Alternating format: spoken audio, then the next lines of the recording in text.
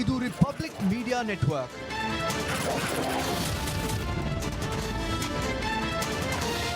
ಮತ್ತು ನೀವು ವೀಕ್ಷಿಸುತ್ತಿರುವಿರಿ ರಿಪಬ್ಲಿಕ್ ಕನ್ನಡ. ಇದು ನಿಮ್ಮ ಧ್ವನಿ. ನಮಸ್ಕಾರ, ರಾಜಕೀಯ ಅಜೆಂಡಕ್ಕೆ ಸ್ವಾಗತ. ನಾನು ರಂಜಿತ್ ಶಿರಿಯಾರ್. ಲೋಕಸಭಾ ಚುನಾವಣೆ ಹತ್ರ ಬರ್ತಾ ಇದೆ. ಈ ಸಂದರ್ಭದಲ್ಲಿ ಕಾಂಗ್ರೆಸ್ ಪಾಳೆಯದಲ್ಲಿ ಈಗ 3 ಜನ ಸಮುದಾಯವಾರು DCM ಮಾಡಬೇಕು ಅನ್ನುವ ಕೂಗು ಜೋರಾಗ್ತಾ ಇದೆ. ಅದು ರಾಜ್ಯ ಮಟ್ಟದಲ್ಲದೆ ಹೈಕಮಾಂಡ್ ಮಟ್ಟದವರೆಗೂ ಕೂಡ ಹೋಗಿದೆ ಅನ್ನೋದಕ್ಕೆ ಸತೀಶ್ ಜಾರಕಿಹೊಳಿ, MB ಪಾಟೀಲ್ ಅವರೇ ಸಾಕ್ಷಿ, ರಾಜಣ್ಣ ಅವರೇ ಸಾಕ್ಷಿ. ಮುಂದುವರೆದು ಏನಾಗಿದೆ ಹಾಗಾದ್ರೆ ಈಗ ಆ ಕುರಿತಾಗಿ ಇನ್ ಡೀಟೇಲ್ ಆಗಿ ನಾವು ವಿಶ್ಲೇಷಣೆ ಮಾಡೋಣ. ಅದರ ಜೊತೆಗೆ ಬಿಜೆಪಿಯ ಒಂದಿಷ್ಟು ರಾಜಕೀಯ ಲೆಕ್ಕಾಚಾರಗಳು ಏನು ಅಂತ ಹೇಳಿದ್ರೆ, ಅದು ಕಾಂಗ್ರೆಸ್ನ ಕೆಲ ನಾಯಕರನ್ನ ತನ್ನ ಪಕ್ಷಕ್ಕೆ ಲೋಕಸಭಾ ಚುನಾವಣೆಯ ಸಂದರ್ಭದಲ್ಲಿ ಕರ್ಕೊಂಡು ಬರೋದು. ಅದಕ್ಕೆ ಸೀಕ್ರೆಟ್ ಟೀಮ್ ಕೂಡ ರೆಡಿ ಆಗಿದೆಯಂತೆ.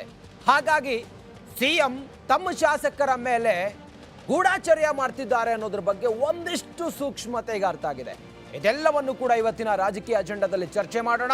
ಅದಕ್ಕಿಂತ ಮುಂಚೆ ಈ ಕ್ಷಣದ ಹೆಡ್ಲೈನ್ ನೋಡೋಣ ಬನ್ನಿ.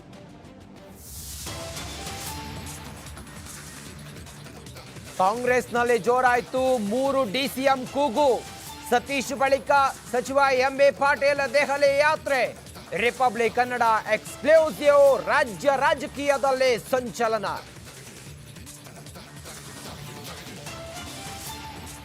ಬಿಜೆಪಿ ಸೀಕ್ರೆಟ್ ಆಪರೇಷನ್, CMಗೆ ಟೆನ್ಷನ್. ಸ್ವಂತ ಶಾಸಕರ ಮೇಲೆ CM 3ನೇ ಕಣ್ಣಿಟ್ರ. ಆಪರೇಷನ್ ಆತಂಕದ ಬೆನ್ನಲ್ಲೇ ಕಾಂಗ್ರೆಸ್ ಅಲರ್ಟ್.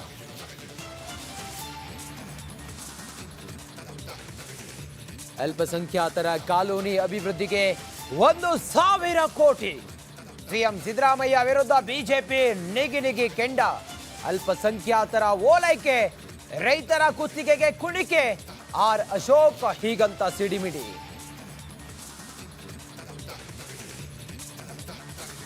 ಖರ್ಗೆ ಪ್ರಧಾನಿ ಅಭ್ಯರ್ಥಿಗೆ ಸಿದ್ದರಾಮಯ್ಯ ಅಸಮರ್ಥಿನ. ರಾಹುಲ್ ಹೆಸರು ಹೊರಬಿಟ್ಟು ಖರ್ಗೆಗೆ ವಿರೋಧ. ದಲಿತರನ್ನ ಸಿದ್ದರಾಮಯ್ಯ ತುಳಿಯುತ್ತಿದ್ದಾರೆ ಎಂದ ದಳಪತಿ.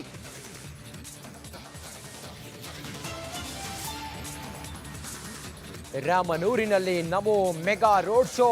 ಏರ್ಪೋರ್ಟ್ ರೈಲು ನಿಲ್ದಾಣ ಲೋಕಾರ್ಪಣೆ.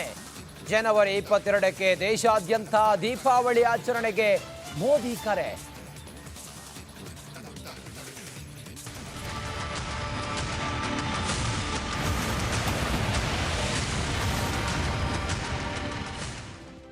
ಕಾಂಗ್ರೆಸ್ನಲ್ಲಿ ಈಗ ಒಂದೇ ಕೂಗು, ಅದು 3 ಜನ DCM ಮಾಡಬೇಕು ಅನ್ನೋದು. ಮೊದಲು ರಾಜಣ್ಣ ಅವರು ಆ ವಿಚಾರ ಹೇಳಿದ್ರು, ಸಮುದಾಯವಾರು DCM ಅನ್ನ ಮಾಡಿ ಅಂತೇಳಿ ಹೈಕಮಾಂಡ್ಗೆ ಸಲಹೆ ಕೊಟ್ಟರು. ಅದಾದ ನಂತರ ಸತೀಶ್ ಜಾರಕಿಹೊಳಿ ಅವರು ನೇರ ಹೈಕಮಾಂಡ್ ಅನ್ನ ಭೇಟಿಯಾಗಿ ಅಲ್ಲಿ ಹೋಗಿ ಚರ್ಚೆ ಮಾಡಿ ಬಂದರು. ಈಗ MB ಪಾಟೀಲ್ ಅವರ ಸರದಿ 3 ಜನ DCM ಮಾಡಬೇಕು ಅನ್ನುವ ಕೂಗು ಕಾಂಗ್ರೆಸ್ನಲ್ಲಿ ಈಗ ಜೋರಾಗಿದೆ. ಸತೀಶ್ ಬಳಿಕ ಮತ್ತೊಬ್ಬ ಸಚಿವರು ದೆಹಲಿ ಯಾತ್ರೆ ಹೋಗಿದ್ದಾರೆ. ಹೈಕಮಾಂಡ್ ಭೇಟಿಗೆ ಹೋಗೋದಕ್ಕೆ ಮುಂದಾಗಿದ್ದಾರೆ ಮತ್ತೊಬ್ಬ ಸಚಿವ. ವಾಲ್ಮೀಕಿ ಸಮುದಾಯ ಆಯಿತು, ಈಗ ಲಿಂಗಾಯತ ಸಚಿವರ ಸರದಿ. DCM 3 DCM ಮಾಡಬೇಕನ್ನೋದು. ಹೈಕಮಾಂಡ್ ಭೇಟಿಗೆ ಸಚಿವ MB ಪಾಟೀಲ್ ಪ್ಲಾನ್ ಮಾಡ್ತಾ ಇದ್ದಾರೆ. ಲೋಕಸಭೆ ಚುನಾವಣೆಯ ಒಳಗೆ 3 DCM ಮಾಡಬೇಕು ಅನ್ನುವ ಒತ್ತಾಯವನ್ನ ಹೈಕಮಾಂಡ್ ಮುಂದೆ ಮಾಡುವ ಸಾಧ್ಯತೆ ಇದೆ. MB ಪಾಟೀಲ್ ಹೈಕಮಾಂಡ್ ಮಟ್ಟದಲ್ಲಿ ಈ ಕುರಿತಾಗಿ ಚರ್ಚೆ ಮಾಡಬೇಕು ಅನ್ನೋದಕ್ಕೋಸ್ಕರ ಹೈಕಮಾಂಡ್ ಭೇಟಿಗೆ ಅವಕಾಶವನ್ನ ಕೇಳಿದ್ದಾರೆ. ಆಲ್ರೆಡಿ ಹೋಗಿ ಬಂದಿರೋದು ಈಗ ಸತೀಶ್ ಜಾರಕಿಹೊಳಿ ವಾಲ್ಮೀಕಿ ಸಮುದಾಯದವರು, MB ಪಾಟೀಲ್ ಲಿಂಗಾಯತ ಸಮುದಾಯದವರು. ಲಿಂಗಾಯತ ಸಮುದಾಯಕ್ಕೆ DCM ಏನಾದರೂ 3 ಜನರನ್ನ ಮಾಡದೇ ಆದ್ರೆ 1 DCM ಲಿಂಗಾಯತ ಸಮುದಾಯಕ್ಕೆ ಕೊಡ್ತಾರೆ ಅನ್ನುವ ಆಶಾಭಾವನೆ. ಯಾಕಂತ ಹೇಳಿದ್ರೆ ಈ ಬಾರಿ ವಿಧಾನಸಭಾ ಚುನಾವಣೆಯಲ್ಲಿ ಹೋಲ್ ಅಂಡ್ ಸೋಲ್ ಲಿಂಗಾಯತ ಸಮುದಾಯ ಅದು ಕಾಂಗ್ರೆಸ್ ಪರವಾಗಿ ನಿಂತ್ಕೊಂಡಿತ್ತು. ಆ ಕಾರಣದಿಂದ ಒಂದು ಸಮುದಾಯ, ಅದು ಲಿಂಗಾಯತ ಸಮುದಾಯಕ್ಕೆ 3 DCM ಸಮುದಾಯವಾರು ಮಾಡದ್ದೇ ಆದರೆ ಅದು ಲಿಂಗಾಯತರಿಗೆ ಸಿಗುತ್ತೆ. ನನ್ನನ್ನ DCM ಮಾಡಬಹುದು ಅನ್ನುವ ಲೆಕ್ಕಾಚಾರ MB ಪಾಟೀಲ್ ಅವರದ್ದು ಆಗಿದೆಯೇನೋ. ಆ ಕಾರಣದಿಂದ MB ಪಾಟೀಲ್ ಕೂಡ 3 ಜನ DCM ವಿಚಾರವಾಗಿ ಈಗ ಕೂಗು ಎತ್ತಿದ್ದಾರೆ. ಕಾಂಗ್ರೆಸ್ನಲ್ಲಿ ಲೋಕಸಭಾ ಚುನಾವಣೆ ಸಂದರ್ಭದಲ್ಲಿ ಈ ಕೂಗು ಜೋರಾಗಿದೆ. ಸಮುದಾಯವಾರು 3 ಜನ ಉಪಮುಖ್ಯಮಂತ್ರಿ ಮಾಡದ್ದೇ ಆದ್ರೆ ಮುಂದಿನ ಲೋಕಸಭಾ ಚುನಾವಣೆಗೆ ಇದು ಅನುಕೂಲ ಆಗುತ್ತೆ. MB ಪಾಟೀಲ್ ಅವರು ಲಿಂಗಾಯತ ಸಮುದಾಯ, ಇಡೀ ಲಿಂಗಾಯತ ಸಮುದಾಯ, ನಮ್ಮ ಸಮುದಾಯದ ಒಬ್ಬರನ್ನ ಲಿಂಗಾಯತ ಉಪಮುಖ್ಯಮಂತ್ರಿ ಮಾಡದ್ದೇ ಆದಿದ್ರೆ ಹೋಲ್ ಅಂಡ್ ಸೋಲ್ ಲೋಕಸಭೆಯಲ್ಲಿ ಇದು ಮತವಾಗಿ ಕನ್ವರ್ಟ್ ಆಗ್ಬೋದು ಅನ್ನೋ ಕಾರಣಕ್ಕಾಗಿ. ಇನ್ನು ಚುನಾವಣೆಗೆ ಸಹಕಾರಿ ಆಗ್ಲಿ ಅನ್ನೋ ಉದ್ದೇಶದಿಂದ 3 ಜನ DCM ಆಗ್ಲಿ ಅಂತ ಹೇಳಿ ಇವರು ಕೇಳ್ತಾ ಇದ್ದಾರೆ. ಆದ್ರೆ ಇದು ಅನುಕೂಲ ಆಗುತ್ತಾ ಅಥವಾ ಇನ್ನೊಂದು ರೀತಿಯಲ್ಲಿ ಡ್ಯಾಮೇಜ್ ಆಗುತ್ತಾ ಅನ್ನೋದನ್ನ ಕಾದು ನೋಡಬೇಕು. ಬಿಜೆಪಿ ಆಲ್ರೆಡಿ ಒಂದು ಟ್ರಯಲ್ ಮತ್ತು ಎರರ್ ಅನ್ನ ಮಾಡಿತ್ತು 3 ಜನ DCM ಮಾಡೋ ಮೂಲಕ. ಆದ್ರೆ ಅದು ದೊಡ್ಡ ಮಟ್ಟದಲ್ಲಿ ಬಿಜೆಪಿಗೆ ವರವಾಗಿ ಪರಿಣಮಿಸಿದ ಹಾಗೆ ಕಾಣ್ತಾ ಇಲ್ಲ. ಬಿಜೆಪಿ ಹೀನಾಯವಾಗಿ ಸೋಲ್ತು ವಿಧಾನಸಭಾ ಚುನಾವಣೆಯಲ್ಲಿ. ಈಗ ಕಾಂಗ್ರೆಸ್ ಅದೇ ತಂತ್ರವನ್ನ ಹೆಣೆಯೋದಕ್ಕೆ ಹೊರಟಿದೆ ಲೋಕಸಭಾ ಚುನಾವಣೆ ಹತ್ರ ಬರ್ತಿರುವಂತ ಈ ಸಂದರ್ಭದಲ್ಲಿ. ಆದ್ರೆ ಮತದಾರ ಇದನ್ನೆಲ್ಲ ಹೇಗೆ ಸ್ವೀಕರಿಸ್ತಾನೆ ಅನ್ನೋದನ್ನ ಕಾದು ನೋಡಬೇಕು. ಈ ಕುರಿತು ಮತ್ತಷ್ಟು ಮಾಹಿತಿಯೊಂದಿಗೆ ನಮ್ಮ ಸೀನಿಯರ್ ಕಲೀಗ್ ವಿಜಯ್ ಈಗ ಲೈವ್ ನಲ್ಲಿ ಜಾಯ್ನ್ ಆಗಿದ್ದಾರೆ. ವಿಜಯ್, 3 ಜನ DCM ಕೂಗು ಕಾಂಗ್ರೆಸ್ ಪಾಳೆಯದಲ್ಲಿ ಮತ್ತಷ್ಟು ಹೆಚ್ಚಾಗಿದೆ. ಸದ್ಯಕ್ಕೆ ಹೈಕಮಾಂಡ್ ಮಟ್ಟದಲ್ಲಿ ಈ ತರದೊಂದು ಚರ್ಚೆ ಇದೆಯಾ? ಪಾಸಿಬಿಲಿಟೀಸ್ ಇದೆಯಾ? ಏನೇನು ಚಾಲೆಂಜ್ ಇದೆ ವಿಜಯ್ ಹಾಗಾದ್ರೆ ಇದನ್ನ? ರಂಜಿತ್, ಕಾಂಗ್ರೆಸ್ ಪಕ್ಷ ಅಧಿಕಾರಕ್ಕೆ ಬಂದಾಗಿನಿಂದ 1 ತಿಂಗಳ ನಂತರ 3 DCMಗಳ ಸಂಬಂಧಪಟ್ಟಂತೆ ಹೆಚ್ಚುವರಿ DCMಗಳ ನೇಮಕ ಸಂಬಂಧಪಟ್ಟಂತೆ ಸಾಕಷ್ಟು ಕೂಡ ಚರ್ಚೆ ಆರಂಭ ಆಗಿತ್ತು. ಆದರೆ ಅದಕ್ಕೆ ಮಧ್ಯಂತರದಲ್ಲಿ ಒಂದಷ್ಟು ಕಡಿವಾಣ ಹಾಕಲಾಗಿತ್ತು ಹೈಕಮಾಂಡ್. ಆದರೆ ಈಗ ಕಳೆದ 15 ದಿವಸದಿಂದ DCMಗಳ ಕೂಗು ಜಾಸ್ತಿ ಆಗ್ತಾ ಇರುವಂಥದ್ದು. ಈಗ ಸಚಿವ ರಾಜಣ್ಣ ಮಾತಾಡಿದಾಗ ಅದು ದೊಡ್ಡ ಮಟ್ಟದಲ್ಲಿ ಒಂದು ರೀತಿಯಲ್ಲಿ ಏನು ಕಾಂಗ್ರೆಸ್ ಭಾರಿ ಚರ್ಚೆಗೆ ಗ್ರಾಸ ಆಗಿತ್ತು. ಆದರೆ ಈಗ ಸತೀಶ್ ಜಾರಕಿಹೊಳಿ ಮಾತಾಡಿರುವಂಥದ್ದು 3 DCM ಬೇಕು ಅಂತ ಮತ್ತೆ ಮುಂದುವರೆದು MB ಪಾಟೀಲ್ ಕೂಡ ಈಗ ದೆಹಲಿ ಯಾತ್ರೆ ಕೈಗೊಂಡಿರುವಂಥದ್ದು DCM ನೇಮಕ ಸಂಬಂಧಪಟ್ಟಂತೆ. ಅಂದರೆ ಕಾಂಗ್ರೆಸ್ ಪಕ್ಷದಲ್ಲಿ MB ಪಾಟೀಲ್ ಮತ್ತು ಸತೀಶ್ ಜಾರಕಿಹೊಳಿ ಅವರ ಒಂದು ನಡೆ ಮತ್ತು ಹೇಳಿಕೆ ಇದೆ ಸಾಕಷ್ಟು ಕೂಡ ಮಹತ್ವ ಪಡೆದುಕೊಳ್ಳುತ್ತೆ. ಯಾಕಂದ್ರೆ ಇಬ್ಬರು ಕೂಡ ಪ್ರಭಾವಿ ನಾಯಕರಾಗಿರುವಂಥದ್ದು. ಈಗಾಗಲೇ ಸತೀಶ್ ಜಾರಕಿಹೊಳಿ ಹೈಕಮಾಂಡ್ ಭೇಟಿಯ ಬಳಿಕ ಏನು ಹೇಳಿಕೆ ಕೊಟ್ಟಿರುವಂಥದ್ದು 3 DCM ಬೇಕಂತ. ಈಗ ಒಂದು ಹೆಜ್ಜೆ ಮುಂದೆ ಇಟ್ಟಿರುವಂಥ MB ಪಾಟೀಲ್ ಅವರು ಶೀಘ್ರದಲ್ಲೇ ದೆಹಲಿಗೆ ಹೋಗೋದಕ್ಕೆ ಪ್ಲಾನ್ ಅನ್ನು ಮಾಡಿರುವಂಥದ್ದು. 3 DCM ಮಾಡಬೇಕು ಲೋಕಸಭಾ ಚುನಾವಣೆ ದೃಷ್ಟಿಯಿಂದ ಅಂತ. ಅಂದರೆ ಅವರ ಕಮ್ಯುನಿಟಿ ಲಿಂಗಾಯತ ಸಮುದಾಯಕ್ಕೆ ಸಂಬಂಧಪಟ್ಟಂತೆ ನನ್ನನ್ನು DCM ಮಾಡಬೇಕು ಅಂತ ಒತ್ತಾಯವನ್ನು ಇಡ್ತಾ ಇರುವಂಥದ್ದು. ಇದರ ಹಿಂದೆ ಕೇವಲ ಸತೀಶ್ ಜಾರಕಿಹೊಳಿ ಮತ್ತು MB ಪಾಟೀಲ್ ಅವರಿಬ್ಬರೇ ಇಲ್ಲ, ಅದರ ಹಿಂದೆ ಪ್ರಭಾವಿ ನಾಯಕರೊಬ್ಬರು ಇದ್ದಾರೆ. ಅಂದರೆ ಒಂದು ರೀತಿಯಲ್ಲಿ ರಣತಂತ್ರ ರೂಪಿಸ್ತಾ ಇರುವಂಥದ್ದು. DK ಶಿವಕುಮಾರ್ಗೆ ಚೆಕ್ಮೇಟ್ ಕೊಡುವಂಥದ್ದು ಒಂದು ಭಾಗ, ಎರಡನೇ ಭಾಗ ತಮ್ಮ ಪ್ರಾಬಲ್ಯವನ್ನು ಹೆಚ್ಚಿಸಿಕೊಳ್ಳುವಂಥದ್ದು, ತಮ್ಮ ಹಿಡಿತವನ್ನು ಹೆಚ್ಚಿಸಿಕೊಳ್ಳುವ ನಿಟ್ಟಿನಲ್ಲಿ 3 ಅಂದರೆ DCM ಹುದ್ದೆ ಸಂಬಂಧಪಟ್ಟಂತೆ ಹೆಚ್ಚುವರಿ DCM ಮಾಡಬೇಕನ್ನೋ ಸಂಬಂಧಪಟ್ಟಂತೆ ಒಂದು ಕೂಗು ಹೇಳ್ತಾ ಇರುವಂಥದ್ದು. ಇದನ್ನು ಹೈಕಮಾಂಡ್ ಹೇಗೆ ಸ್ವೀಕಾರ ಮಾಡುತ್ತೆ ಅನ್ನುವಂಥದ್ದು. ಜೊತೆಗೆ ಹೈಕಮಾಂಡ್ಗಿಂತ ಬಹಳ ಪ್ರಮುಖವಾಗಿ DK ಶಿವಕುಮಾರ್ ಏನು ಮಾಡ್ತಾರೆ ಅನ್ನುವಂಥದ್ದು ಸಾಕಷ್ಟು ಪ್ರಾಮುಖ್ಯ ಪಡೆದುಕೊಂಡಿರುವಂಥದ್ದು. ಇದು ಮುಂದಿನ ದಿನಗಳಲ್ಲಿ ನಾನಾ ರೀತಿಯ ಒಂದು ರಾಜಕೀಯ ಆಯಾಮಗಳಿಗೆ ಚರ್ಚೆಗೆ ಕಾರಣ ಆಗುವಂತ ಎಲ್ಲ ಸಾಧ್ಯತೆ ಇರುವಂಥದ್ದು ಕಾಂಗ್ರೆಸ್ ಪಕ್ಷದಲ್ಲಿ. ರಂಜಿತ್, ವಿಜಯ್, ಇನ್ನೇನು ಹೆಚ್ಚು ಕಮ್ಮಿ ಅಂತ ಹೇಳಿದ್ರೆ ಒಂದು 6-7 ತಿಂಗಳು ಮಾತ್ರ ಲೋಕಸಭಾ ಚುನಾವಣೆಗೆ ಬಾಕಿ ಇರೋದು. ಈ ಸಮಯದಲ್ಲಿ ಸಮುದಾಯವಾರು 3 ಜನ DCM ಮಾಡ್ಲಿಕ್ಕೆ ಸಾಧ್ಯ ಇದೆಯಾ? ಇಲ್ಲಿವರೆಗೂ ಕೂಡ DK ಶಿವಕುಮಾರ್ ಇದ್ರ ಬಗ್ಗೆ ಏನೂ ಕೂಡ ಮಾತನಾಡಿರಲಿಲ್ಲ. ಇದೆಲ್ಲ ನೋಡ್ತಾ ಇದ್ರೆ ಇದು ಯಾವ ರೀತಿ ಸ್ಟ್ರಾಟಜಿ ಅಂತ ಅನ್ಸುತ್ತೆ ವಿಜಯ್? ರಂಜಿತ್, ಒಂದಂತೂ ಬಹಳ ಸತ್ಯ. ಏನು DK ಶಿವಕುಮಾರ್ ಒಂದು ಕಂಡೀಷನ್ ಹಾಕಿರುವಂಥದ್ದು, ನನ್ನ ಬಿಟ್ಟು ಬೇರೆಯವರು ಯಾರಿಗೂ ಕೂಡ DCM ಕೊಡಬಾರ್ದು ಅಂತ. ಯಾಕೆ ಅಂತಂದ್ರೆ ಬೇರೆ ಹೆಚ್ಚುವರಿ DCM ಕೊಟ್ಟರೆ ಆಗ DCM ವ್ಯಾಲ್ಯೂ ಏನಿದೆ ಅದು ಕಡಿಮೆ ಆಗುತ್ತೆ, ಅದಕ್ಕೆ ಅಷ್ಟೊಂದು ಮಹತ್ವ ಪಡ್ಕೊಳ್ಳೋದಿಲ್ಲ ಅನ್ನೋಂಥದ್ದು ಕೂಡ DK ಶಿವಕುಮಾರ್ ಗೊತ್ತಿದೆ. ಆ ಹಿನ್ನೆಲೆಯಲ್ಲಿ DK ಶಿವಕುಮಾರ್ ಷರತ್ತನ್ನು ಹಾಕಿ ಏನು ಉಪಮುಖ್ಯಮಂತ್ರಿ ಸ್ಥಾನವನ್ನು ತೆಗೆದುಕೊಂಡಿರುವಂಥದ್ದು. ಅದು ಇದರ ಬೆನ್ನಲ್ಲೇ ಕಾಂಗ್ರೆಸ್ ಪಕ್ಷದಲ್ಲಿ ಸೀನಿಯಾರಿಟಿ ಇರುವಂಥದ್ದು. ಈಗ MB ಪಾಟೀಲ್, ಸತೀಶ್ ಜಾರಕಿಹೊಳಿ ಅವರೆಲ್ಲರೂ ಕೂಡ ಸೀನಿಯಾರಿಟಿ ಜೊತೆಗೆ ತಮ್ಮದೇ ಆದ ಒಂದು ಮತ ಬ್ಯಾಂಕ್ ಅನ್ನು ಹೊಂದಿರುವಂಥದ್ದು, ಪಕ್ಷದಲ್ಲಿ ತಮ್ಮದೇ ಆದ ಶಾಸಕರ ಬಲವನ್ನು ಹೊಂದಿರುವಂಥದ್ದು. ಈ ಹಿನ್ನೆಲೆಯಲ್ಲಿ ಈಗ ಹೈಕಮಾಂಡ್ ಮೇಲೆ ಒತ್ತಡ ಏರ್ತಾ ಇರುವಂಥದ್ದು. ಹೈಕಮಾಂಡ್ ಕೂಡ DK ಶಿವಕುಮಾರ್ ಮಾತನ್ನ ಎಷ್ಟು ಸೀರಿಯಸ್ ಆಗಿ ತೆಗೆದುಕೊಳ್ಳುತ್ತೆ ಅಷ್ಟೇ ಸೀರಿಯಸ್ ಆಗಿ ಏನು MB ಪಾಟೀಲ್ ಮತ್ತು ಸತೀಶ್ ಜಾರಕಿಹೊಳಿ ಮಾತನ್ನು ಕೂಡ ತೆಗೆದುಕೊಳ್ಳುವಂಥ ಪರಿಸ್ಥಿತಿ ಇರುವಂಥದ್ದು.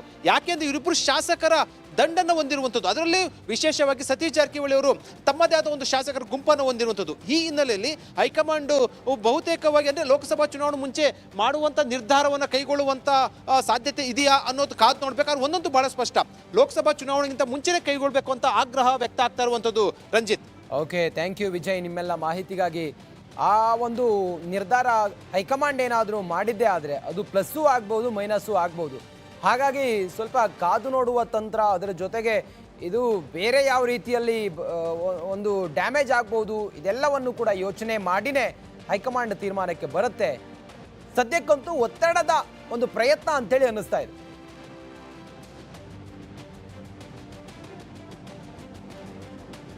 ಪಂಚರಾಜ್ಯದ ಚುನಾವಣೆ ಬಿಜೆಪಿ ಮ್ಯಾಸಿವ್ ಆಗಿ ಗೆಲ್ತು. ಅದಾದ ನಂತರ ಬಿಜೆಪಿ ಪಾಳೆಯದಲ್ಲಿ ಲೋಕಸಭಾ ಚುನಾವಣೆಗೆ, ಅದರಲ್ಲೂ ಕೂಡ ನಮ್ಮ ರಾಜ್ಯದಲ್ಲಿ ಆಪರೇಷನ್ ಕಮಲದ ಬಗ್ಗೆ ಚರ್ಚೆಗಳು ಶುರುವಾಯಿತು. ಬಿಜೆಪಿ ಸೀಕ್ರೆಟ್ ಆಗಿ ಆಪರೇಷನ್ ಮಾಡ್ತಾ ಇದೆ. ಸೀಕ್ರೆಟ್ ಆಗಿ ಆಪರೇಷನ್ ಮಾಡೋದಕ್ಕೆ ಕೆಲ ನಾಯಕರನ್ನ ಸಂಪರ್ಕ ಮಾಡಿದೆ. ಲೋಕಸಭಾ ಚುನಾವಣೆ ಮುಂದೆ ಬರ್ತಾ ಇರೋದ್ರಿಂದ ಕೆಲ ಪ್ರಭಾವಿ ನಾಯಕರನ್ನ ಬಿಜೆಪಿ ಕಡೆಗೆ ಕರ್ಕೊಂಡು ಬಂದ್ರೆ ಏನೀಗ 25 ಸ್ಥಾನವನ್ನ ಗೆಲ್ಲಬೇಕು ಅಂತೇಳಿ ಒಂದು ನಾಗಾಲೋಟದಲ್ಲಿ ಬಿಜೆಪಿ ಹೊರಡ್ತಾ ಇದೆ. ಅದಕ್ಕೆ ಒಂದು ಅನುಕೂಲ ಆಗ್ಬಹುದು ಅನ್ನೋದು ಬಿಜೆಪಿ ಲೆಕ್ಕಾಚಾರ. ಇದರ ಒಂದು ಸಿವಿಯಾರಿಟಿ ಮುಖ್ಯಮಂತ್ರಿಗಳಿಗೆ ಬಹಳ ಟೆನ್ಷನ್ ಇದೆ. ಬಿಜೆಪಿ ಆಪರೇಷನ್ ಬಗ್ಗೆ ಸಿಎಂ ಸಿದ್ದರಾಮಯ್ಯನವರಿಗೆ ಭಯ ಇದೆ. ಈ ಹಿಂದೆ ಬಿಜೆಪಿ ಇಂಥದ್ದೊಂದು ಲೆಕ್ಕಾಚಾರ ಮಾಡಿತ್ತು ಅಂತೇಳಿ ಮಾನ್ಯ ಆಗ ಸಮ್ಮಿಶ್ರ ಸರ್ಕಾರ ಇದ್ದಾಗ ಸಿದ್ದರಾಮಯ್ಯನವರು ಅಂದ್ಕೊಂಡಿರಲಿಲ್ಲ, ಕುಮಾರಸ್ವಾಮಿಯವರು ಅಂದ್ಕೊಂಡಿರಲಿಲ್ಲ. ಆದರೆ ಮಾಡಿ ತೋರಿಸಿತ್ತು ಬಿಜೆಪಿ. ಆದರೆ ಈಗ ಅಂಥದ್ದೇ ಗಳಿಗೆ ನಿರ್ಮಾಣ ಆಗಿರೋದ್ರಿಂದ, ಬಿಜೆಪಿಯಲ್ಲಿ ಆಂತರಿಕವಾಗಿ ಇಂಥದ್ದೊಂದು ಚರ್ಚೆ ಇರೋದ್ರಿಂದ ಸಿದ್ದರಾಮಯ್ಯನವರು ಫುಲ್ ಟೆನ್ಷನ್ ಆಗಿದ್ದಾರೆ. ಸ್ವಂತ ಶಾಸಕರ ಮೇಲೆಯೇ ಸಿದ್ದರಾಮಯ್ಯನವರು ಗೂಢಾಚಾರ್ಯವನ್ನ ಮಾಡ್ತಾ ಇದ್ದಾರಾ?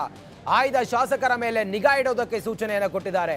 ಗುಪ್ತಚರ ಇಲಾಖೆಗೆ ಶಾಸಕರ ಪಟ್ಟಿಯನ್ನ ಸರ್ಕಾರ ನೀಡಿದೆ. ಆಯ್ದ ಶಾಸಕರ ಪಟ್ಟಿಯನ್ನ ಹೈಕಮಾಂಡ್ ನೀಡಿದೆ. ಕಾಂಗ್ರೆಸ್ ಶಾಸಕರ ಮೇಲೆ ನಂಬಿಕೆ ಇಲ್ವಾ ಹಾಗಾದ್ರೆ ಸಿದ್ದರಾಮಯ್ಯನವರಿಗೆ? ಶಾಸಕರ ಮೇಲೆ ಹೈಕಮಾಂಡ್ಗೆ ಅನುಮಾನವ? ಆತಂಕದಲ್ಲಿದ್ದಾರಾ ಸಿದ್ದರಾಮಯ್ಯ? ಬಿಜೆಪಿ ಸೀಕ್ರೆಟ್ ಆಪರೇಷನ್ ಆತಂಕದ ಬೆನ್ನಲ್ಲೇ ಸಿದ್ದರಾಮಯ್ಯ ಅಂತೂ ಅಲರ್ಟ್ ಆಗಿದ್ದಾರೆ. ಒಂದು, ನಿಗಮ ಮಂಡಳಿಗಳಿಗೆ ಹಲವಾರು ಶಾಸಕರು ಇಲ್ಲಿ ನನಗಬೇಕು ಅಂತೇಳಿ ಹೈಕಮಾಂಡ್ ಮಟ್ಟದಲ್ಲಿ ಲಾಬಿ ಮಾಡಿದ್ದಾರೆ. ಅವರಿಗೆ ಇಲ್ಲಿವರೆಗೂ ಕೂಡ ನೇಮಕ ಆಗದೇ ಇದ್ದದ್ದು ಒಂದು ಅಸಮಾಧಾನ ಇದೆ. ಸಚಿವ ಸ್ಥಾನ ಸಿಗಲಿಲ್ಲ ಅನ್ನುವ ಅಸಮಾಧಾನವೂ ಕೂಡ ಇದೆ. ಪಕ್ಷದಲ್ಲಿ ನಮಗೆ ಜವಾಬ್ದಾರಿಯನ್ನು ಕೊಡಲಿಲ್ಲ ಅನ್ನುವ ಅಸಮಾಧಾನವೂ ಕೂಡ ಇದೆ. ಹೀಗಾಗಿ ಈ ಅಸಮಾಧಾನಿತ ಶಾಸಕರ ಮೇಲೇನೆ ಬಿಜೆಪಿ ಕಣ್ಣಿಟ್ಟಿರೋದ್ರಿಂದ ಆ ಲೀಸ್ಟ್ ಅನ್ನ ಹೈಕಮಾಂಡ್ ಸಿದ್ದರಾಮಯ್ಯನವರಿಗೆ ಕೊಟ್ಟಿದೆ. ಸಿದ್ದರಾಮಯ್ಯನವರು ಅದನ್ನ ಸಿದ್ದರಾಮಯ್ಯನವರು ಇಂಟೆಲಿಜೆನ್ಸಿಗೆ ನೀಡಿದ್ದಾರೆ. ಆ ಮೂಲಕ ಈ ಅಸಮಾಧಾನಿತ ಶಾಸಕರ ಮೇಲೆ ಗೂಢಾಚರ್ಯೆಯನ್ನ ಸಿದ್ದರಾಮಯ್ಯನವರು ಮಾಡ್ತಾ ಇದ್ದಾರಾ ಅನ್ನುವ ಬಹುದೊಡ್ಡ ಪ್ರಶ್ನೆ ಈಗ ಕಾಂಗ್ರೆಸ್ ಪಾಳೆಯದಲ್ಲಿ ಕಾಡ್ತಾ ಇದೆ. ರಾಜಕಾರಣದಲ್ಲಿ ಏನು ಬೇಕಾದ್ರೂ ಆಗ್ಬಹುದು. ಸಿದ್ದರಾಮಯ್ಯನವರ ಆತ್ಮೀಯರು ಅಂತೇಳಿ ಅನ್ಸ್ಕೊಂಡಂತ MTB ನಾಗರಾಜು, ST ಸೋಮಶೇಖರು, ಇಂಥ ನಾಯಕರು, ಮುನಿರತ್ನ ಅಂತ ಲೀಡರ್ಗಳು, ಅವರೆಲ್ಲರೂ ಕೂಡ ನೇರವಾಗಿ ಸಿದ್ದರಾಮಯ್ಯನವರನ್ನ ಧಿಕ್ಕರಿಸಿ ಬಿಜೆಪಿಗೆ ಹೋಗ್ತಾರೆ. ಅಂಥ ಸಂದರ್ಭವನ್ನ ನೋಡಿರುವಂಥ ಸಿದ್ದರಾಮಯ್ಯನವರಿಗೆ ಮುಂದೆ ಏನು ಬೇಕಾದರೂ ಆಗಬಹುದು ಅನ್ನುವ ಅರಿವಿದೆ. ಆ ಕಾರಣದಿಂದ ಈ ಹಿಂದೆ ಮಾಡಿದಂಥ ತಪ್ಪು ಮುಂದೆ ಆಗಬಾರ್ದು ಅನ್ನೋ ಕಾರಣಕ್ಕೋಸ್ಕರ ಸಿದ್ದರಾಮಯ್ಯನವರು ಈ ರೀತಿ ಒಂದು ನಿರ್ಧಾರಕ್ಕೆ ಅಥವಾ ತಮ್ಮ ಶಾಸಕರನ್ನ ಕಂಟ್ರೋಲ್ ಮಾಡೋದಕ್ಕೆ ಅವರ ಮೇಲೆ ಕಣ್ಣಿಡುವಂಥ ಪ್ರಯತ್ನವನ್ನ ಮಾಡ್ತಾ ಇದ್ದಾರಾ ಅನ್ನೋದು ಈಗ ರಾಜಕೀಯವಾಗಿ ಚರ್ಚೆ ಆಗ್ತಿರುವಂಥ ವಿಚಾರ. ಆದರೆ ಬಿಜೆಪಿ ಮೋದಿ ವೇವ್ ನಡುವೆ ಬೇರೆ ಪಕ್ಷದಿಂದ ನಮ್ಮ ಪಕ್ಷಕ್ಕೆ ಬಂದು ಅವರಿಂದ ಒಂದಿಷ್ಟು ಓಟ್ ಬರುತ್ತೆ ಅನ್ನುವ ಲೆಕ್ಕಾಚಾರ ಮಾಡ್ತಿದೆ ಅಂತ ಹೇಳಿದ್ರೆ ಅದು ಆಶ್ಚರ್ಯ ಅನ್ಸುತ್ತೆ. ಆದರೂ ಕೂಡ ಇಂಥದ್ದೊಂದು ಚರ್ಚೆ, ಇಂಥದ್ದೊಂದು ಬೆಳವಣಿಗೆ ರಾಜ್ಯ ಬಿಜೆಪಿ ಮಟ್ಟದಲ್ಲಿ ನಡೀತಾ ಇದೆ. ಮತ್ತಷ್ಟು ಮಾಹಿತಿಯೊಂದಿಗೆ ಅಗೈನ್ ನಮ್ಮ ಸೀನಿಯರ್ ಕಲೀಗ ವಿಜಯ್ ಲೈವ್ ಕನೆಕ್ಟ್ ಆಗಿದ್ದಾರೆ. ವಿಜಯ್, ಸಿದ್ದರಾಮಯ್ಯನವರಿಗೆ ಒಂದಂತೂ ಆತಂಕ ಇದೆ.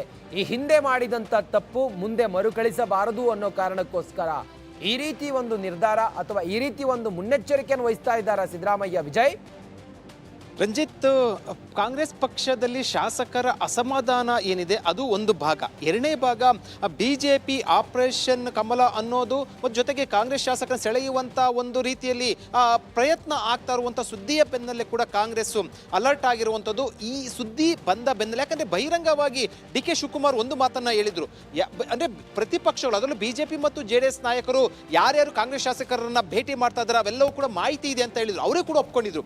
ಈ ಹಿನ್ನೆಲೆಯಲ್ಲಿ ಹೈಕಮಾಂಡ್ ಸೂಚನೆ ಮೇರೆಗೆ ಕಳೆದ 15 ದಿವಸಗಳಿಂದ ಒಂದಷ್ಟು ಮಹತ್ವದ ಬೆಳವಣಿಗೆಗಳು, ಒಂದಷ್ಟು ಬೇರೆ ರೀತಿಯ ರಾಜಕೀಯವಾಗಿ ಒಂದಷ್ಟು ಕ್ಷಿಪ್ರಕ್ರಾಂತಿ ಆಗುತ್ತಾ ಅನ್ನೋ ಒಂದು ರಾಜಕೀಯ ಚರ್ಚೆಯ ಬೆನ್ನಲ್ಲೇ ಕೂಡ ಹೈಕಮಾಂಡ್ ಎಂಟ್ರಿ ಆಗಿರುವಂಥದ್ದು. ಹೈಕಮಾಂಡ್ ಸೂಚನೆ ಮೇರೆಗೆ ಮತ್ತೊಂದು ಕಡೆ ಮುಖ್ಯಮಂತ್ರಿ ಸಿದ್ದರಾಮಯ್ಯ ಕೂಡ ಅಲರ್ಟ್ ಆಗಿರುವಂಥದ್ದು. ಇದರ ಬೆನ್ನಲ್ಲೇ ಕೂಡ ಆಯ್ದ ಒಂದಷ್ಟು ಇರುವ ಶಾಸಕರ ಪೈಕಿ 35-40 ಶಾಸಕರ ಚಲನವಲನಗಳ ಬಗ್ಗೆ ನಿಗಾ ಇಡೋದಕ್ಕೆ ಏನು ಗುಪ್ತಚರ ಇಲಾಖೆಗೆ ಸೂಚನೆಯನ್ನು ಕೊಟ್ಟಿರುವಂಥದ್ದು. ರಿಪಬ್ಲಿಕ್ ಕನ್ನಡಕ್ಕೆ ಬಂದ ಮೂಲಗಳ ಮಾಹಿತಿ ಪ್ರಕಾರ ರಂಜಿತ್, ಆ ಶಾಸಕರು ಯಾರಿದ್ದಾರೆ ಅಂದ್ರೆ ಅವರು ಕಾಂಗ್ರೆಸ್ ಪಕ್ಷ ಬಿಟ್ಟು ಹೋಗ್ತಾರೆ ಅಂತ ಅರ್ಥ ಅಲ್ಲ.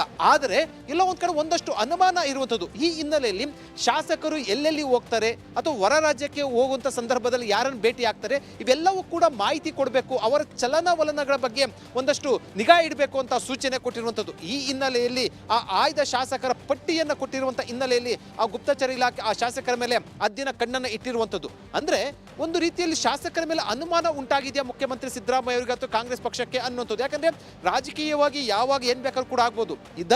ಇದನ್ನು ಖುದ್ದು ಡಿ ಕೆ ಶಿವಕುಮಾರ್ ಕೂಡ ಒಪ್ಕೊಂಡಿರುವಂಥದ್ದು, ಅವರೇ ಹೇಳಿರುವಂಥದ್ದು. ಶಾಸಕರನ್ನು ಒಂದಷ್ಟು ಸಂಪರ್ಕ ಮಾಡ್ತಾ ಇದ್ದಾರೆ ಅಂತ. ರಾಜಕೀಯವಾಗಿ ಒಂದಷ್ಟು ರಣತಂತ್ರಗಳು, ಒಂದಷ್ಟು ದಾಳವನ್ನು ಉಳಿಸುವಂಥದ್ದು ಎಲ್ಲವೂ ಕೂಡ ರಾಜಕೀಯ ಅಂದ್ರೆ ನಮ್ಮ ರಾಜ್ಯ ಇತಿಹಾಸ ಕೂಡ ನೋಡಿದ್ರೆ ಗೊತ್ತಾಗುತ್ತೆ. ಆದ್ರೆ ಈಗ ಒಂದಷ್ಟು ಪಕ್ಷದಲ್ಲಿ ಸರ್ಕಾರದಲ್ಲಿ ಒಂದಷ್ಟು ಬೆಳವಣಿಗೆ ನಡೆದ ಹಿನ್ನೆಲೆಯಲ್ಲಿ ಒಂದು ಅನುಮಾನಗೊಂಡು ಈ ಶಾಸಕರ ಚಲನವಲನಗಳ ಬಗ್ಗೆ ಎಲ್ಲೆಲ್ಲಿ ಹೋಗ್ತಾರೆ, ಯಾರ ಜೊತೆ ಮಾತಾಡ್ತಾರೆ, ಹೊರ ರಾಜ್ಯಕ್ಕೆ ಹೋದ ಸಂದರ್ಭದಲ್ಲಿ ಯಾರನ್ನು ಭೇಟಿ ಆಗ್ತಾರೆ, ಇವೆಲ್ಲವೂ ಕೂಡ ನಿಗಾ ಇಡುವ ನಿಟ್ಟಿನಲ್ಲಿ ಒಂದು ರೀತಿಯಲ್ಲಿ ಸ್ಪೈ ಅಂತ ಅನ್ಬೋದು ಅಥವಾ ಆ ಶಾಸಕರ ಮೇಲೆ ಅದ್ದಿನ ಕಣ್ಣನ್ನ ಇಟ್ಟಿರುವಂಥದ್ದು, ಅದಕ್ಕೆ ಒಂದು ಸೂಚನೆಯನ್ನು ಕೊಟ್ಟಿರುವಂಥದ್ದು.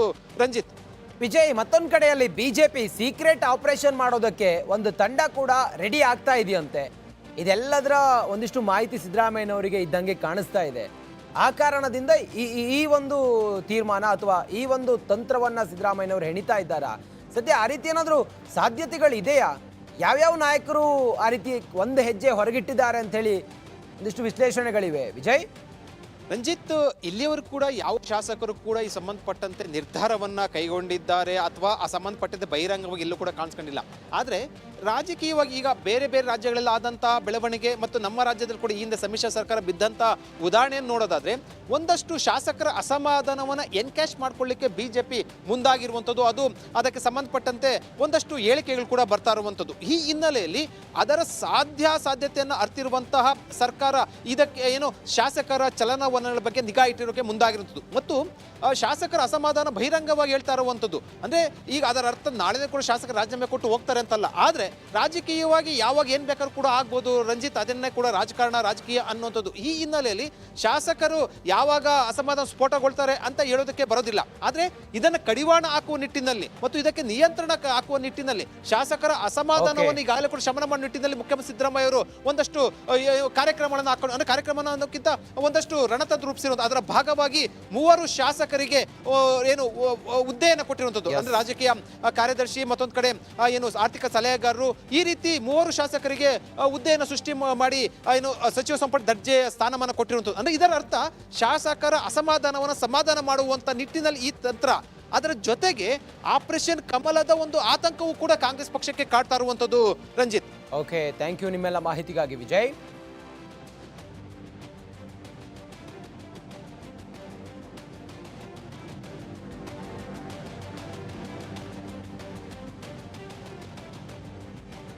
ರಾಜ್ಯದ ಕಾಂಗ್ರೆಸ್ ಸರ್ಕಾರ ಸಂವಿಧಾನದ ಮೂಲ ಉದ್ದೇಶಗಳನ್ನ ಬಿಟ್ಟು ನಡೆದುಕೊಳ್ತಾ ಇದೆಯಾ ಅನ್ನುವ ಪ್ರಶ್ನೆಯನ್ನ ಬಿಜೆಪಿ ಮಾಡ್ತಾ ಇದೆ. ಯಾಕಂತ ಹೇಳಿದ್ರೆ ರಾಜ್ಯ ಸರ್ಕಾರದಿಂದ ವಿವಾದಾತ್ಮಕ ನಡೆ ಏನದು? ಮುಸ್ಲಿಂ ಏರಿಯಾಗಳ ಅಭಿವೃದ್ಧಿಗೆ 1,000 ಕೋಟಿ ಕ್ರಿಯಾ ಯೋಜನೆಯನ್ನ ಸಿದ್ಧಪಡಿಸೋದಕ್ಕೆ ಅಲ್ಪಸಂಖ್ಯಾತ ಇಲಾಖೆಗೆ ಮಾನ್ಯ ಮುಖ್ಯಮಂತ್ರಿ ಸಿದ್ದರಾಮಯ್ಯನವರು ಸೂಚನೆ ಕೊಟ್ಟಿದ್ದಾರೆ. ಲೋಕಸಭಾ ಚುನಾವಣೆ ಹತ್ರ ಬರ್ತಾ ಇದೆ. ಒಂದು ಸಮುದಾಯವನ್ನ ಓಲೈಕೆ ಮಾಡೋದಕ್ಕೆ ಸಿದ್ದರಾಮಯ್ಯನವರು ಮುಂದಾದ್ರ ಕ್ರಿಯಾ ಯೋಜನೆಯನ್ನು ರೂಪಿಸೋದಕ್ಕೆ ಅಲ್ಪಸಂಖ್ಯಾತ ಇಲಾಖೆಗೆ ಸಿಎಂ ಹೇಳಿದ್ದಾರೆ. ಅಲ್ಪಸಂಖ್ಯಾತರಿಗೆ 10,000 ಕೋಟಿ ಘೋಷಿಸಿದ್ದ ಸಿದ್ದರಾಮಯ್ಯ ಈ ಹಿಂದೆ ಸೆಷನ್ ನಡೀತಾ ಇತ್ತು. ಹುಬ್ಬಳ್ಳಿಯಲ್ಲಿ ಸಮಾವೇಶದಲ್ಲಿ ಮಾತನಾಡ್ತಾ ಈ ರಾಷ್ಟ್ರದ ಸಂಪತ್ತನ್ನ ಅಲ್ಪಸಂಖ್ಯಾತರಿಗೆ, ಮುಸ್ಲಿಂ ಸಮುದಾಯಕ್ಕೆ ನಾನು ಹಂಚುತ್ತೇನೆ ಅಂತೇಳಿ ಹೇಳಿ ಪೇಚಿಗೆ ಸಿಲುಕಿದ್ದ ಸಿದ್ದರಾಮಯ್ಯ ಈಗ ಮತ್ತೊಂದು ಅದೇ ರೀತಿಯ ಹೇಳಿಕೆಯನ್ನು ಕೊಟ್ಟಿದ್ದಾರೆ. ಆ ಹೇಳಿಕೆ ಮಾತ್ರ ಅಲ್ಲ, ಕ್ರಿಯಾ ಯೋಜನೆಯನ್ನ ಸಿದ್ಧಪಡಿಸೋದಕ್ಕೆ ಆ ಇಲಾಖೆಯ ಸಚಿವರಿಗೆ ಸೂಚನೆಯನ್ನ ಕೊಟ್ಟಿದ್ದಾರೆ. ಭಾರಿ ಆಕ್ರೋಶ ವ್ಯಕ್ತವಾಗ್ತಾ ಇದೆ. ನಿಗಿ ಕೆಂಡವಾಗಿದೆ ಸಿದ್ದರಾಮಯ್ಯನವರ ಈ ನಡೆಗೆ ಬಿಜೆಪಿ. ಅಲ್ಪಸಂಖ್ಯಾತರಿಗೆ 10,000 ಕೋಟಿ ಕೊಡ್ತೀನಿ ಅಂಥೇಳಿ, ಅವರ ಅಭಿವೃದ್ಧಿಗೆ ಕೊಡ್ತೀನಿ ಅಂತೇಳಿ ಸಿಎಂ ಹೇಳಿದ್ದು ಚರ್ಚೆಗೆ ಕಾರಣ ಆಗಿತ್ತು, ವಿವಾದಕ್ಕೂ ಕೂಡ ಕಾರಣ ಆಗಿತ್ತು. ಮುಸ್ಲಿಂ ಓಲೈಕೆಗೆ ಭಾರಿ ವಿರೋಧ ವ್ಯಕ್ತವಾಗಿತ್ತು. ಇದರ ನಡುವೆಯೇ ಅಲ್ಪಸಂಖ್ಯಾತರಿಗೆ ಮತ್ತೊಂದು ಬಂಪರ್ ಗಿಫ್ಟ್ ಕೊಡೋದಕ್ಕೆ ಸಿದ್ದರಾಮಯ್ಯನವರು ಹೊರಟಿದ್ದು ಏನು ಅಂತ ಹೇಳಿದ್ರೆ, ಅಲ್ಪಸಂಖ್ಯಾತ ಕಾಲೋನಿಯ ಅಭಿವೃದ್ಧಿಗೆ 1,000 ಕೋಟಿ ರೂಪಾಯಿ ಕ್ರಿಯಾ ಯೋಜನೆಯನ್ನ ರೂಪಿಸೋದಕ್ಕೆ ಸಿದ್ದರಾಮಯ್ಯ ಅಲ್ಪಸಂಖ್ಯಾತ ಸಚಿವರಿಗೂ ಕೂಡ ಹೇಳಿರೋದು ಈಗ ಬಿಜೆಪಿಯನ್ನ ಕೆರಳಿಸಿದೆ. ಅಲ್ಪಸಂಖ್ಯಾತರೇ ನೆಲೆಸಿರುವಂಥ ಪ್ರದೇಶಗಳನ್ನು ಗುರುತಿಸಿ ಅಲ್ಲಿ ಆರ್ಥಿಕವಾಗಿ ಸಹಾಯವನ್ನು ಮಾಡೋದಕ್ಕೆ ಸಿದ್ದರಾಮಯ್ಯನವರು ಹೊರಟಿದ್ದಾರೆ ಅನ್ನೋದು, ಆ ನಿಟ್ಟಿನಲ್ಲಿ ಒಂದಿಷ್ಟು ಲೆಕ್ಕಾಚಾರ ಸಿದ್ದರಾಮಯ್ಯ ಮಾಡ್ತಾ ಇದ್ದಾರೆ ಅನ್ನೋದು.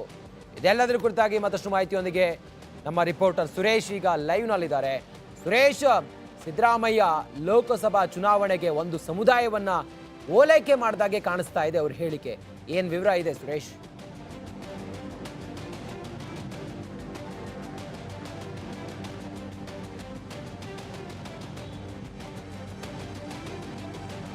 ಖಂಡಿತವಾಗ್ಲೂ ರಂಜಿತ್, CM ಸಿದ್ದರಾಮಯ್ಯನವರ ಈ ಒಂದು ನಡೆ ಸದ್ಯ ಏನು ರಾಜ್ಯ BJPಯಲ್ಲಿ ಸಾಕಷ್ಟು ವಿರೋಧ ವ್ಯಕ್ತ ಆಗಿರ್ತಕ್ಕಂಥದ್ದು. ತಮಗೆ ಗೊತ್ತಿರೋ ಹಾಗೆ ನಿನ್ನೆ ನಡೆದಂತಹ ಒಂದು ಏನು CM ಹಾಗೆ ಜಮೀರ್ ಅಹಮದ್ ಸೇರಿದಂತೆ ಒಂದು ಹಿರಿಯ ನಾಯಕರು ಮತ್ತು ಅಂದರೆ ಹಿರಿಯ ಶಾಸಕರ ಅಧಿಕಾರಿಗಳ ಒಂದು ನೇತೃತ್ವದ ಒಂದು ಸಭೆಯಲ್ಲಿ ನಿನ್ನೆ ಈ ಒಂದು ನಿರ್ಧಾರವನ್ನು ತಗೊಂಡಿರ್ತಕ್ಕಂಥದ್ದು. ಪ್ರಮುಖವಾಗಿ ಅಲ್ಪಸಂಖ್ಯಾತರ ಏನು ಕೊಳಗೇರಿ ಪ್ರದೇಶಗಳಿರುತ್ತೆ, ಆ ಒಂದು ಏನು ಏರಿಯಾಗಳ ಅಭಿವೃದ್ಧಿಗಾಗಿ ಸುಮಾರು 1,000 ಕೋಟಿ ಕ್ರಿಯಾ ಯೋಜನೆಯನ್ನು ರೂಪಿಸೋದಕ್ಕೆ ಈಗ ಸೂಚನೆಯನ್ನು ಕೊಟ್ಟಿರ್ತಕ್ಕಂಥ ಅಧಿಕಾರಿಗಳಿಗೆ. ಸೊ ಈ ಸಂಬಂಧಪಟ್ಟಂತೆ ಈಗ ಕ್ರಿಯಾ ಯೋಜನೆಯೇ ರೆಡಿ ಮಾಡಬೇಕು ಅಂತಂದ ಮೇಲೆ ಅಧಿಕೃತವಾಗಿ CM ಅವರಿಗೆ ಹೇಳಿದ್ದಾಗಿದೆ. ಈಗಾಗಲೇ ಇನ್ನೇನು ಅಧಿಕಾರಿಗಳು ಅದರ ಕ್ರಿಯಾ ಯೋಜನೆಗೆ ಚಾಲನೆ ಕೊಡ್ತಕ್ಕಂಥದ್ದು. ಆದರೆ ಇಲ್ಲಿ ಕಾಣಬರ್ತಕ್ಕಂಥದ್ದು ಕೇವಲ ಅಂದರೆ CM ಸಿದ್ದರಾಮಯ್ಯನವರಿಗೆ ಕೇವಲ ಅಲ್ಪಸಂಖ್ಯಾತರ ಏರಿಯಾಗಳು ಮಾತ್ರನೇ ಕಾಣಿಸ್ತಾ ಇದೆಯಾ, ಅಲ್ಪಸಂಖ್ಯಾತರ ಕೊಳಗೇರಿ ಪ್ರದೇಶಗಳು ಮಾತ್ರನೇ ಮುಖ್ಯಮಂತ್ರಿ ಅವರಿಗೆ ಕಾಣಿಸ್ತಾ ಇದೆಯಾ ಅಂತಕ್ಕಂಥದ್ದು ಸದ್ಯದ ಪ್ರಶ್ನೆ. ಯಾಕೆಂತಂದರೆ ಬೆಂಗಳೂರನ್ನೇ ನೋಡೋದಾದರೆ ಇಷ್ಟು ಅಭಿವೃದ್ಧಿ ಆಗಿರ್ತಕ್ಕಂಥ ಬೆಂಗಳೂರಿನಲ್ಲೇ ಸಾಕಷ್ಟು ಏನು ಅಭಿವೃದ್ಧಿ ಆಗದೇ ಇರತಕ್ಕಂತಹ ಕೊಳಗೇರಿ ಪ್ರದೇಶಗಳು, ನಿವೇಶನ ಇಲ್ಲದೆ ಇರತಕ್ಕಂಥವ್ರು ಎಷ್ಟೋ ಜನ ಎಲ್ಲರೂ ಇದ್ದಾರೆ. ಸೊ ಇಂಥ ಇದರಲ್ಲಿ ಈ ಕೇವಲ ಅಲ್ಪಸಂಖ್ಯಾತರಿಗೋಸ್ಕರನೇ ಅಲ್ಪಸಂಖ್ಯಾತರ ಕೊಳಗೇರಿ ಪ್ರದೇಶಗಳಿಂದ ಅವುಗಳ ಅಭಿವೃದ್ಧಿಗೋಸ್ಕರನೇ CM ಅವರು ಹೇಳಿರ್ತಕ್ಕಂಥದ್ದು ಸದ್ಯ ಟೀಕೆಗೆ ಗುರಿಯಾಗಿರ್ತಕ್ಕಂಥದ್ದು. ತಾವು ಈ ಹಿಂದೆ ಕೂಡ ಬೆಳಗಾವಿ ಅಧಿವೇಶನದ ವೇಳೆ ಕೂಡ CM ಸಿದ್ದರಾಮಯ್ಯರು ಹುಬ್ಬಳ್ಳಿಗೆ ಹೋದಂಥ ಸಂದರ್ಭದಲ್ಲಿ ಅಲ್ಲಿ ಒಂದು ಮೌಲ್ವಿಗಳ ಒಂದು ಸಮಾವೇಶದಲ್ಲಿ ಒಂದು ಕಾರ್ಯಕ್ರಮದಲ್ಲಿ ಮುಸ್ಲಿಂ ಸಮುದಾಯದ ಒಂದು ಸಮಾವೇಶದಲ್ಲಿ ಒಂದು ಕಾರ್ಯಕ್ರಮದಲ್ಲಿ ಹೇಳ್ತಾರೆ, ದರ್ಗಾದಲ್ಲಿ 10,000 ಕೋಟಿಯನ್ನು ನಾನು ನಿಮಗೆ ಮೀಸಲು ನೀಡ್ತೇನೆ ಮುಂದಿನ ಬಜೆಟ್ನಲ್ಲಿ. ಸೊ ಜೊತೆಗೆ ಈ ಮೂಲಕ ನಿಮಗೆ ನಿಮ್ಗೇನೆಲ್ಲ ಸಿಗಬೇಕು ಈ ದೇಶದ ಸಂಪತ್ತನ್ನು ನಿಮಗೆ ಹಂಚುತ್ತೇನೆ ಅಂತಕ್ಕಂಥ ಒಂದು ಮಾತನ್ನು ಹೇಳ್ತಾರೆ. ಇದು ಕೂಡ ತೀವ್ರವಾದಂಥ ವಿರೋಧಕ್ಕೆ ಮತ್ತು ಟೀಕೆಗಳಿಗೆ ಗುರಿಯಾಗಿತ್ತು. ಇಷ್ಟಾದರೂ ಕೂಡ ತಮ್ಮ ನಿಲುವನ್ನು ಅದೇ ರೀತಿಯಾಗಿ ಮುಂದುವರಿಸಿರ್ತಕ್ಕಂಥ CM ಸಿದ್ದರಾಮಯ್ಯವರು ಮತ್ತೆ ಕೇವಲ ಅಲ್ಪಸಂಖ್ಯಾತರು ಮುಸ್ಲಿಮರು ಏನಿದ್ದಾರೆ ಅವರ ಅಭಿವೃದ್ಧಿಗಳಿಗೋಸ್ಕರನೇ ಮತ್ತೆ 1,000 ಕೋಟಿಯಷ್ಟು ಕ್ರಿಯಾ ಯೋಜನೆಗೆ ಮುಂದಾಗಿರ್ತಕ್ಕಂಥದ್ದು.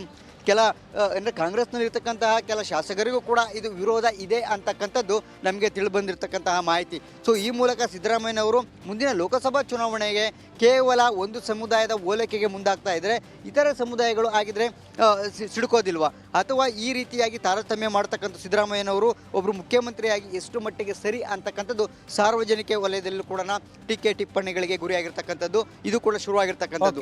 ಈಗ ಇದೇ ನಿಟ್ಟಿನಲ್ಲಿ ಈಗ ಮುಂದುವರಿದಂತೆ ರಾಜ್ಯ BJPಯ ನಾಯಕರು ಕೂಡ ಮುಂದಿನ ದಿನಗಳಲ್ಲಿ ಇದೇ ವಿಚಾರವನ್ನು ಇಟ್ಟುಕೊಂಡು ಇದನ್ನೇ ಅಸ್ತ್ರವಾಗಿ ಇಟ್ಟುಕೊಂಡು ಮತ್ತೆ ಹೋರಾಟಕ್ಕೆ ಹಿಡಿದ್ರೂ ಕೂಡ ಅಚ್ಚರಿ ಇಲ್ಲ. ಈಗ ನಮಗಿರುವಂತಹ ಮಾಹಿತಿ ಸುರೇಶ್, ಈಗ 5,000 ಕೋಟಿ ಅಭಿವೃದ್ಧಿಗೋಸ್ಕರ ಮೀಸಲಿಟ್ಟಿರುವಂಥ ಹಣ, ಅದರಲ್ಲಿ 1,000 ಕೋಟಿ ಒಂದು ಸಮುದಾಯಕ್ಕೆ ಕೊಟ್ಟರೆ ಇನ್ನುಳಿದಂಥ ಯೋಜನೆಗಳಿಗೆ ಅಭಿವೃದ್ಧಿ ಕೆಲಸಗಳಿಗೆ ಹಣ ಸಾಲುತ್ತಾ? ಮತ್ತೆ ರೈತರಿಗೆ ಬರ ಪರಿಹಾರ ಕೊಡೋದಕ್ಕೂ ಕೂಡ ಸಾಧ್ಯ ಆಗಿಲ್ಲ. ಇಂಥ ಸಮಯದಲ್ಲಿ 1,000 ಕೋಟಿ ಒಂದು ಸಮುದಾಯಕ್ಕೆ ಕೊಟ್ಟರೆ ಇದೆಲ್ಲ ಇಂಬ್ಯಾಲೆನ್ಸ್ ಆಗಲ್ವಾ ಅಂತ ಸುರೇಶ್?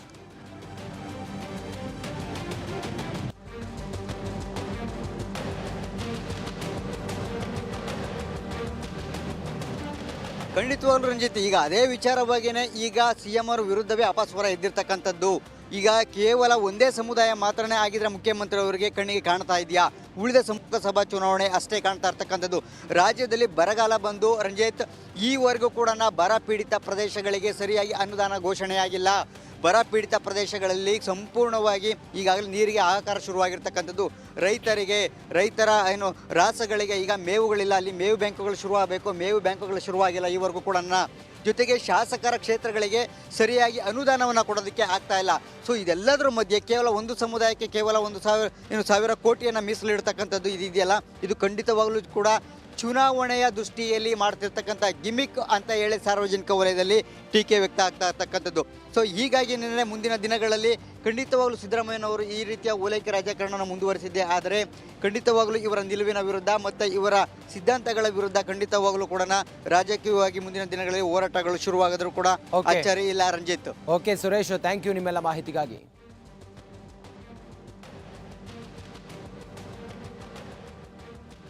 ಮುಂದಿನ ಲೋಕಸಭಾ ಚುನಾವಣೆಗೆ ಇಂಡಿಯಾ ಒಕ್ಕೂಟ ನಮ್ಮ ಪ್ರಧಾನಿ ಅಭ್ಯರ್ಥಿ ಅಂತೇಳಿ ಮಲ್ಲಿಕಾರ್ಜುನ ಖರ್ಗೆ ಅವರನ್ನ ಘೋಷಣೆ ಮಾಡಿ ಆಗಿದೆ. ಮಮತಾ ಬ್ಯಾನರ್ಜಿ ಸೇರಿದಂತೆ ಈ ಇಂಡಿಯಾ ಒಕ್ಕೂಟದ ಪ್ರಮುಖ ನಾಯಕರುಗಳು ಒಂದು ತೀರ್ಮಾನಕ್ಕೆ ಬಂದಿದ್ದಾರೆ. ಮಲ್ಲಿಕಾರ್ಜುನ ಖರ್ಗೆ ನೋಡೋಣ ಚುನಾವಣೆ ಗೆದ್ದ ಮೇಲೆ ಅಂತೇಳಿ ಹೇಳಿದ್ದಾರೆ.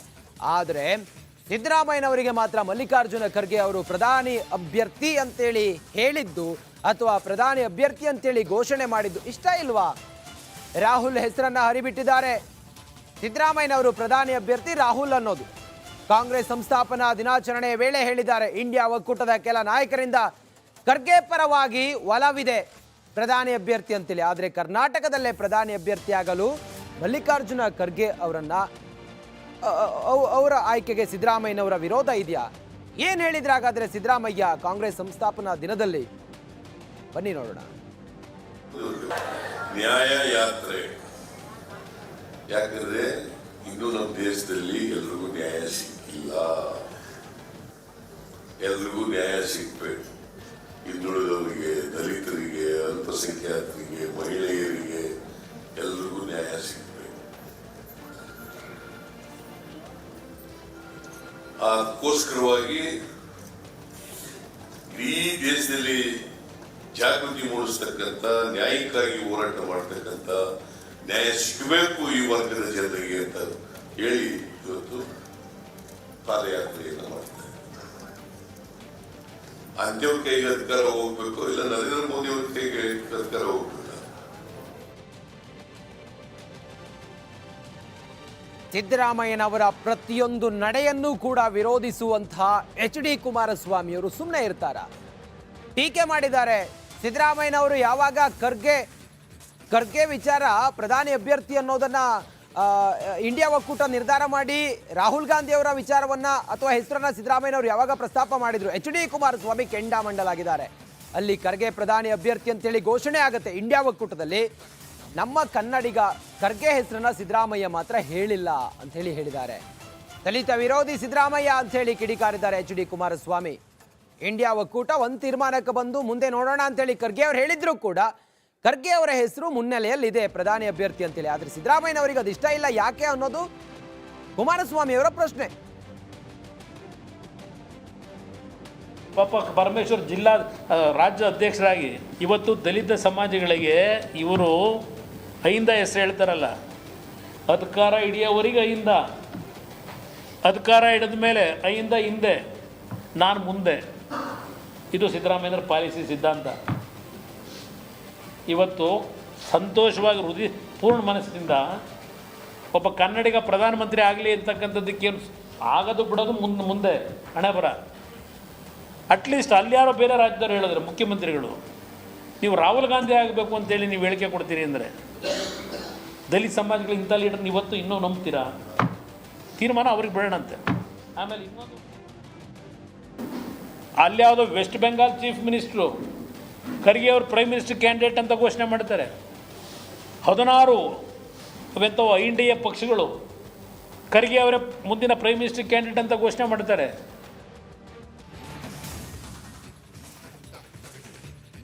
ಇದು ಇವತ್ತಿನ ರಾಜಕೀಯ ಅಜೆಂಡಾ. ಈಗ ಮಕ್ಕಳಲ್ಲೂ ಕೂಡ ಮಂದಿರ ಒಡೆಯುವ ಸಂಸ್ಕೃತಿ. ಉಡುಪಿಯ ಪೇಜಾವರ ಶ್ರೀಗಳು ಹೇಳಿರುವಂಥ ವಿಚಾರ. ಈ ಕುರಿತಾಗಿ ಇನ್ ಡೀಟೇಲ್ ಆಗಿ ಮಾಹಿತಿ ಕೊಡ್ತೀವಿ. ಅದರ ಜೊತೆಗೆ